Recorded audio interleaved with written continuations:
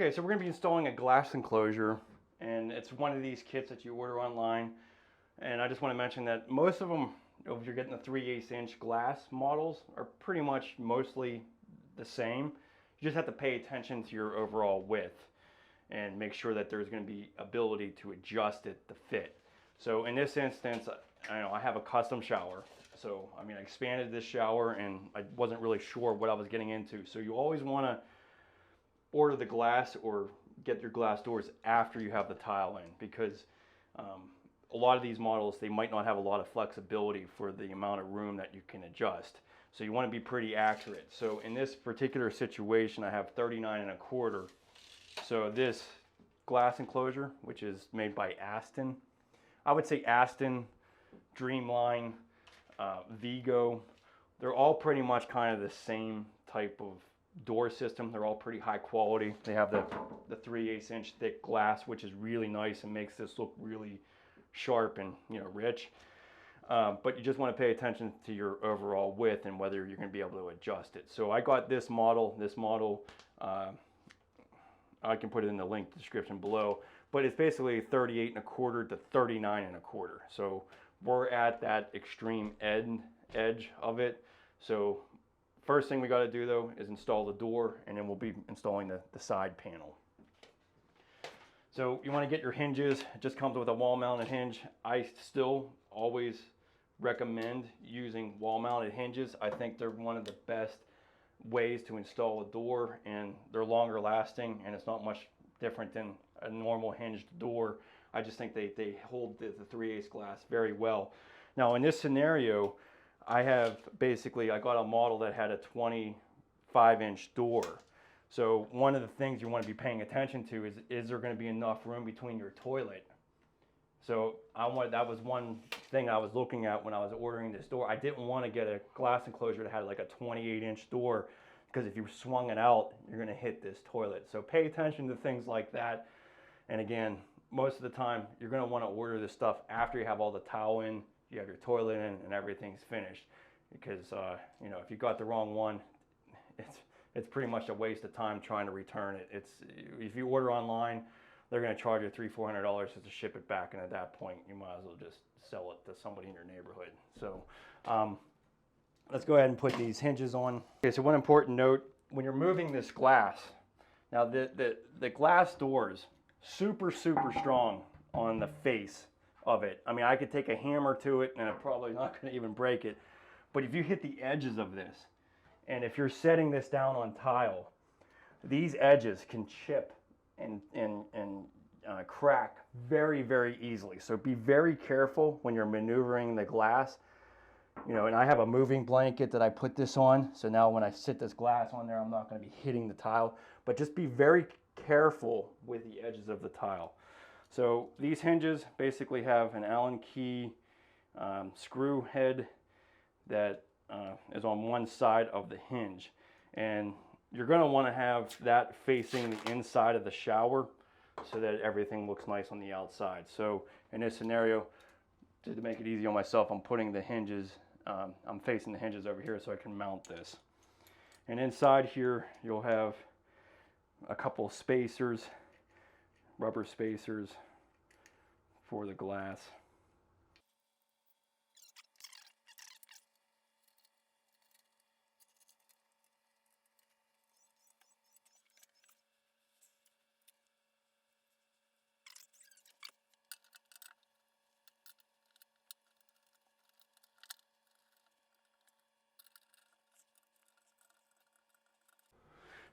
Okay, so one of the things you want to pay attention to before you go mounting your door or positioning your door is pay attention to how level your curb top is.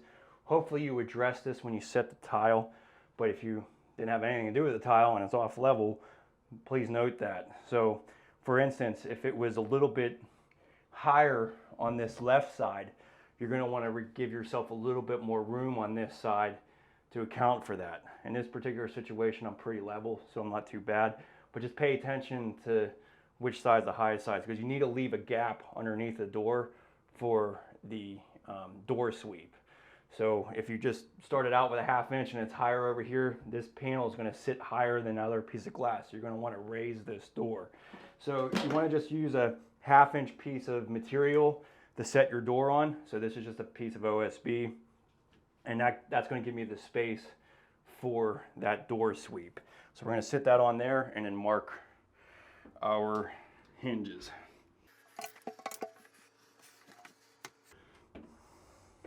Okay, so then pay attention to where you want it to be placed on the curb.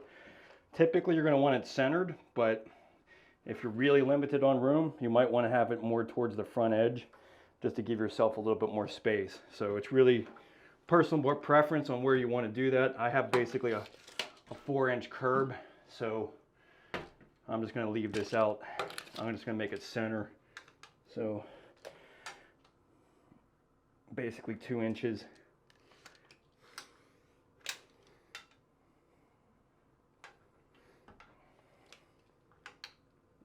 About 2 inches there. And then you just want to use your level.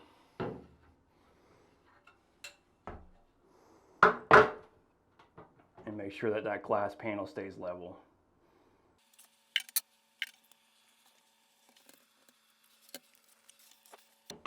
Okay.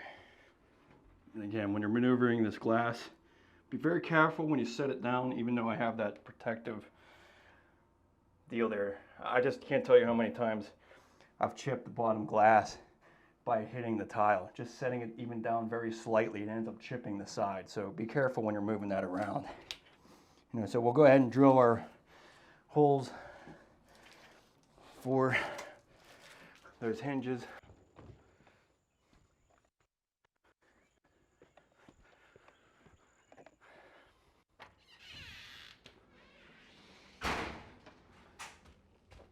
Okay, so I like using, well, first a 1/4 inch drill bit. Now this is ceramic, so you can pretty much almost buy any tile bit and it's going to work fine. But one of the ones I really like is this Diamond Plus made by Milwaukee. Basically has diamond, it's like kind of like a little bit like a hole saw basically, but the diamonds around the edge of this last much longer than a spade bit. It's more designed for porcelain tile, but you'll be able to get hundreds of holes with the ceramic. Biggest important thing is get a little container of water.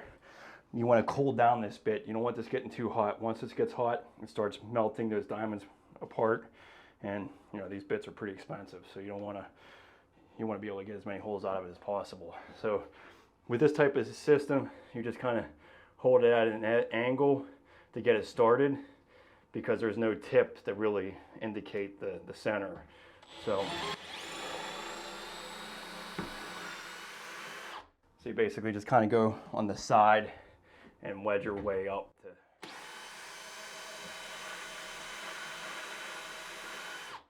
And then I would say every, 20 seconds, cool that bit down by dipping it into the water.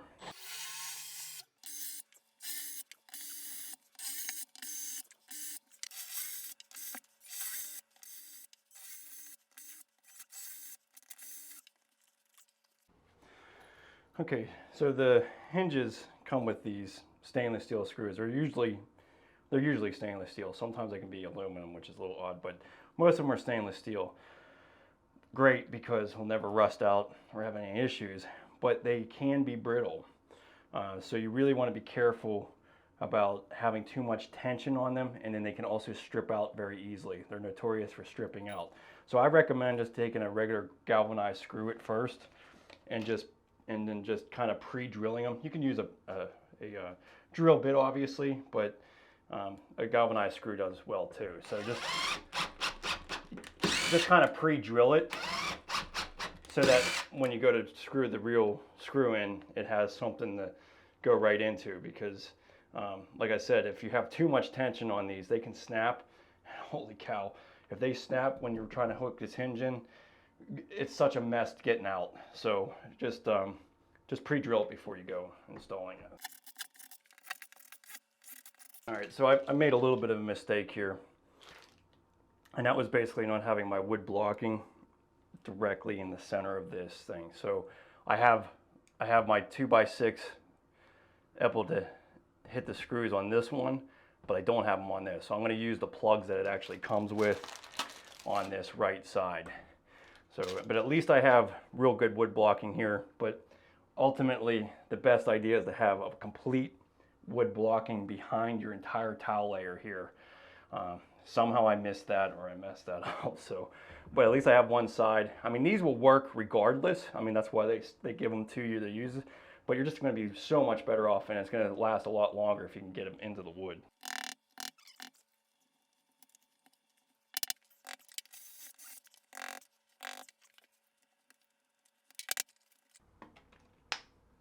Okay, then you want to take some clear silicone and fill these holes before you screw them into place.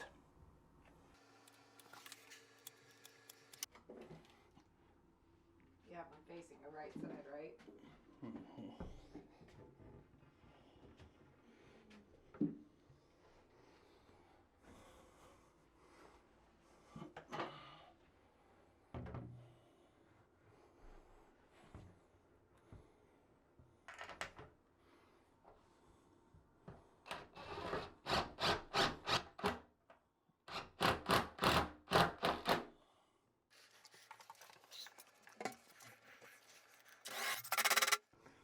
Okay, so the other thing I want to mention about these stainless steel screws, use an impact driver. That's going to be more likely that you won't strip out the screw. And then also just put some tension on that drill. Make sure that that doesn't spin. Because like I said, if you don't want to strip out those screws, or it's a real pain to replace them if that ends up stripping out.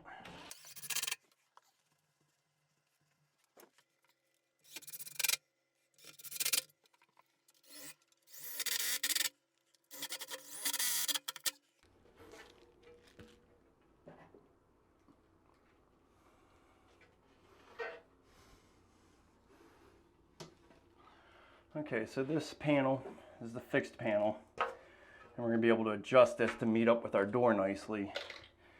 So this has a clamp that you want to install. So we're going to put that on here so that we can place the panel into place and then mark where this will be to meet up with the door. So just simply take this, mount this to this glass.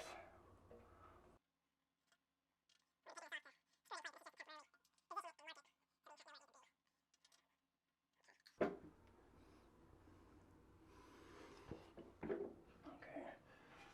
and this comes with the side U channel, so you want to slide this on there. And again, this is just temporary so that we can establish where this needs to go with this fixed glass. Now, this is where you really got to be careful setting down this glass. Okay, so you want to be very careful setting this down. You don't want to chip this off of that marble sill. Okay, so we need to try to gauge this. Now, you have quite a bit of variance on this door system. So you can be anywhere between 1/8 and 1/2 inch between your glass panels. So there's plenty of room to maneuver things, but I would probably try to stick to 3/8, somewhere in the middle, something like that. Now, this is just for aligning this and getting my U channel into place and then marking where my clamp is. So noting where the clamp is, and this is what this main goal is. Adjusting this to meet we can do later, but it is going to be important because of there's not a lot of flexibility with the clamp. You can't really move it a whole bunch. You know, you'd be able to move it about 1/4 inch or so, but you want to have this fairly accurate with the distance between the door and the fixed panel. So what I'm going to do to help myself hold this together is just take the door sweep and just put it across the top here so that the top is all nice and aligned.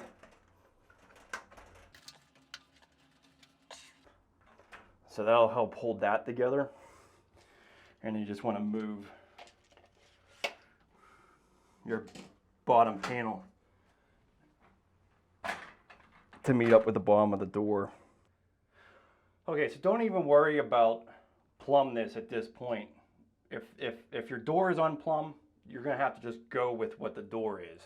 So if it's a fraction off, it's not gonna be a big deal anyways, but you're not gonna be able to really adjust the door at this point. So my main concern is getting this glass in line with one another. So using this little door sweep helps me keep that top in line.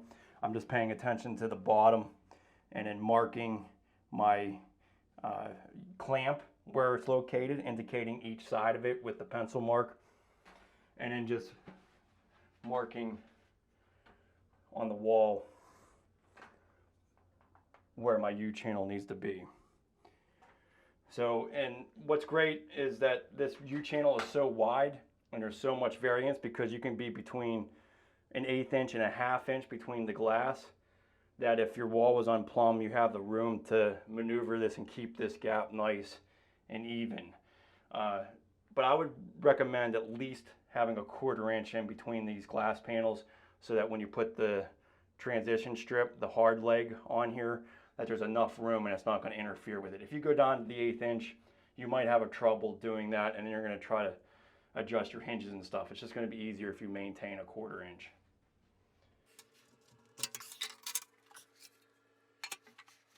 Okay, so we'll get our U-channel positioned here.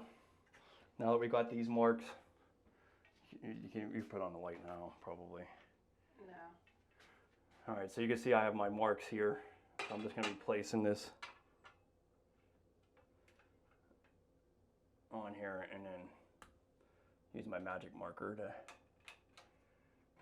mark the centers of these holes.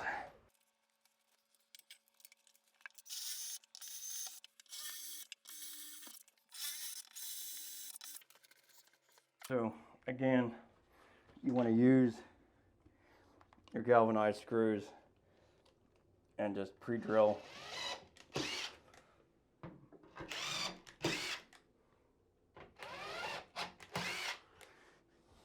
And then we'll just fill these with silicone. And then also just put a bead down this U-channel.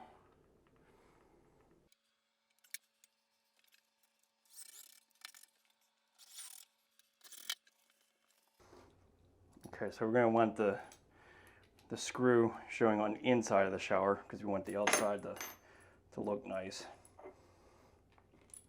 So with this clamp, we're just going to see my marks that I marked on the other side, so I know exactly where this needs to be now.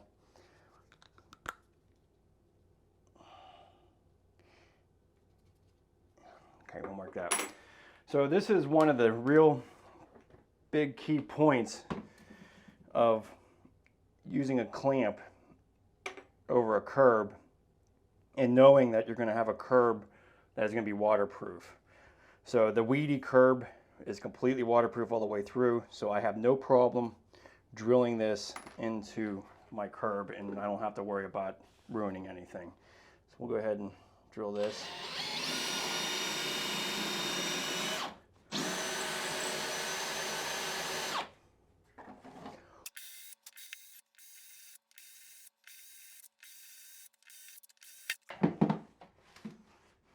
Okay, so now since that is foam, you're going to want to use a plug because there's not really much to anchor into with it just being foam. Okay, I'll just add a little bit of silicone to that.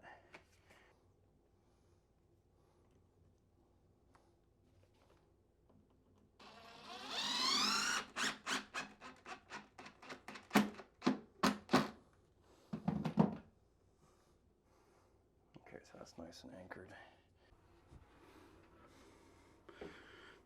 Okay, so again, very delicately put this glass down on top of that curb. You really don't want to chip the corners of this because it's all going to be noticeable.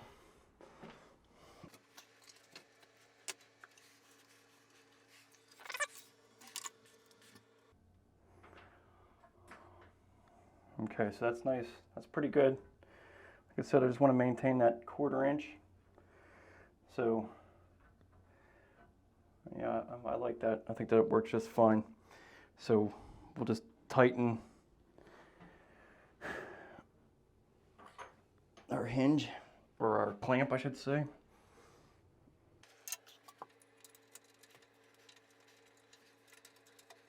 Okay, so this is where if you needed to raise it, you can tighten that clamp as you raise it. But in this situation, this works. You know, I could raise it slightly. So what I'm going to do is just loosen this up just slightly. I'm just going to take a piece of this threshold. There's a small little wedge of plastic from the threshold. Hold that up and then tighten this. So any type of shim that you need to put underneath of there, I mean, something clear is going to make sense.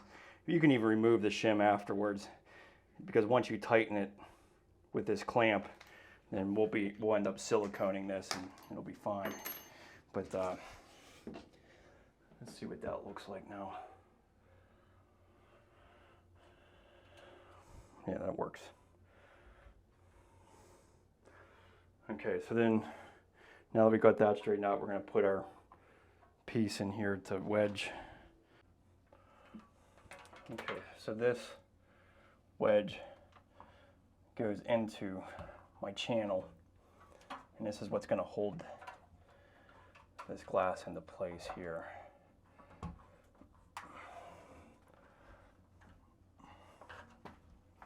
So it just basically has a ribbed piece on it that allows you to just press it right into that U-channel, and it's going to hold that glass into place and make it watertight.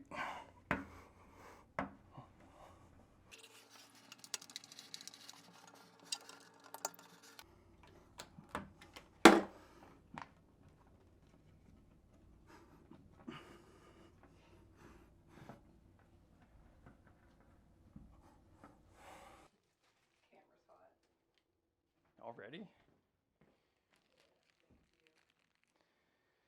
Go. Okay, so I just use a little bit of acetone. Helps get anything off of this glass.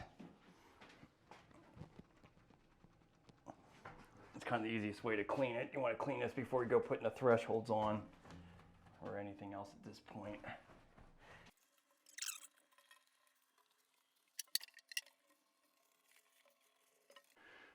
Okay, so we'll put on the door handle.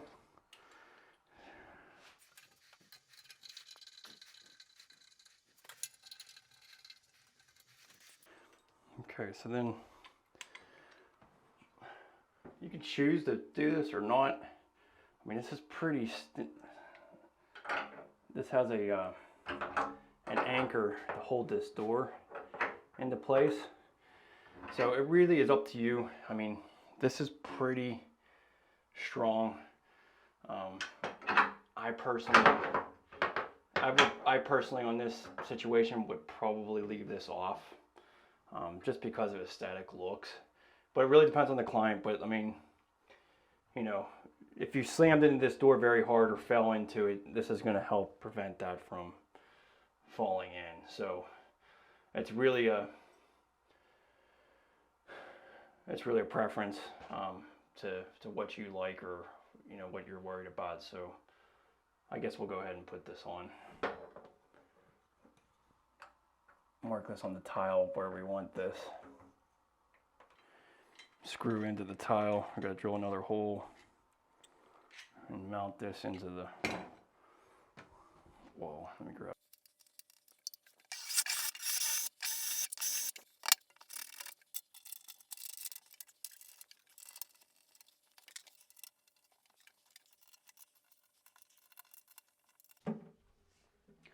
Okay, so this is the the leg jamb on here that will dictate this whether from going in or out. It also provides a nice seal, because then when you just slide the door up to it, it kind of keeps that water in. Honestly, doesn't look all that great though. I don't really like that. I think it takes away from the frameless look. So I think we're going to take this off and use the bulb seal that it comes with.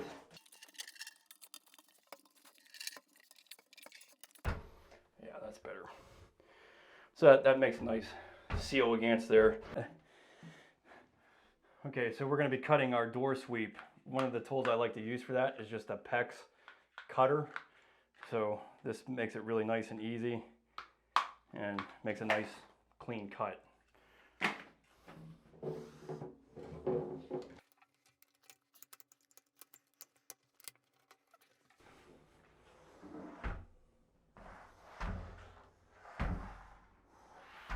Yep, that works out good. You could, if you really wanted to, seal these up against the wall to eliminate any water, but you know, the chances of water getting on that side of the door is pretty unlikely. And I think if you just keep adding more transitions like this, you're going to take away from that frameless look. So if you're really particular about containing water, then you just need to cut these things again with the tubing cutter, you know, and then just stick these on here, and then that'll help keep that completely waterproof. But it really depends on the situation with your showering.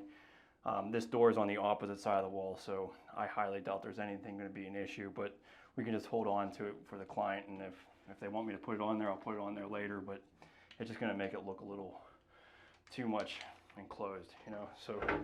So that's about it. Now we're going to just go ahead and do our final siliconing, and we're ready to start showering.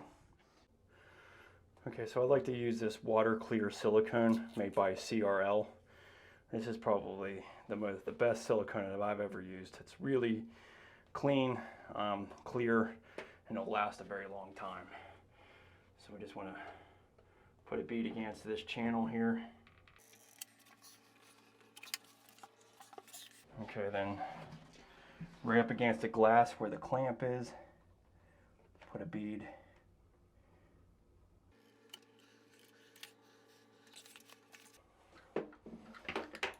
And then I've had trouble before in the past where water was getting around this clamp and then going the outside of the shower. So I would just put some silicone around the glass clamp on the inside just to prevent that water from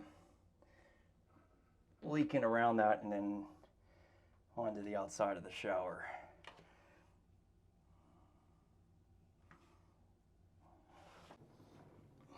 Okay, and then I would just do right against the glass, the outside of the curb, or outside of the glass, I should say.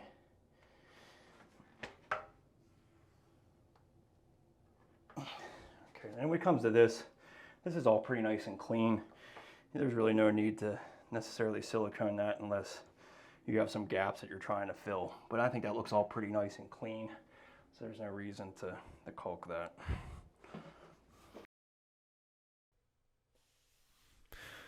So for my review of the Aston Belmore shower door system, I really would give it a 5 out of 5 stars. The client was really pleased. The installation was really straightforward. And what was great about it is that if you had unplumbed walls, there was a lot of ways to adjust this.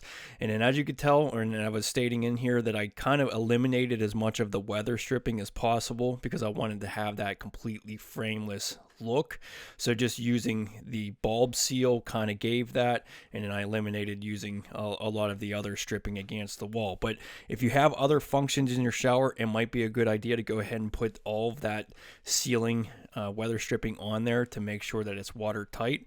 But I hope this demonstration give you some indication on how to do this. If you have any questions about your own shower, leave them in the comments below, and also check out the links. I have a checklist with all the materials that it took and the tools that it took to install this. So please subscribe and hit that notification bell. I have a lot more videos coming out, and thanks so much for watching.